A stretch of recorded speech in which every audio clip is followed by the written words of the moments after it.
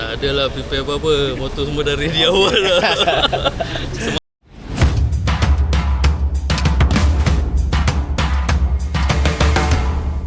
Assalamualaikum. Hari ini hari Sabtu 4 hari bulan Julai. Hari ini kita akan mengadakan siri Zonta Social yang kedua. Kita akan pergi ke Muar, iaitu Sultan Attack edisi Muar. Kalau kita tengok kat belakang ni, ramai dah yang dah sampai.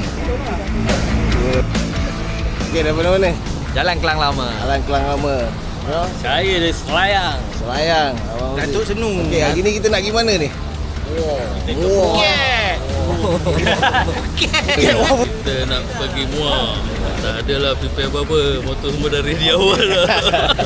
Semangat. Semangat So kita jumpa dekat next pit stop Tol Tangkak dan kita akan regroup dekat Tangkak nantilah. Baik, jom. On the bike.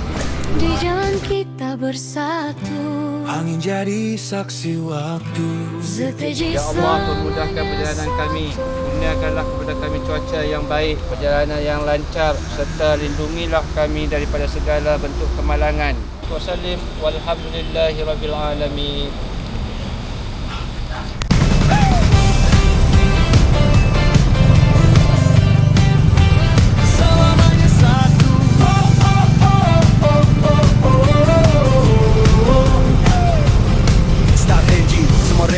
Helmet klik, terus gerak. Ride bukan cari laju, tapi semua selamat jejak. Geng belting tetap padu, kemana pergi tetap dipandang. Di jalan kita bersatu, persahabatan makin matang. Dari asing jadi rapat, dari kawan jadi saudara. Siap ride kita lukis potret memori berharga. Jauh manapun kita pergi tetap tuju satu arah. Seteje dalam hati, takkan pernah ber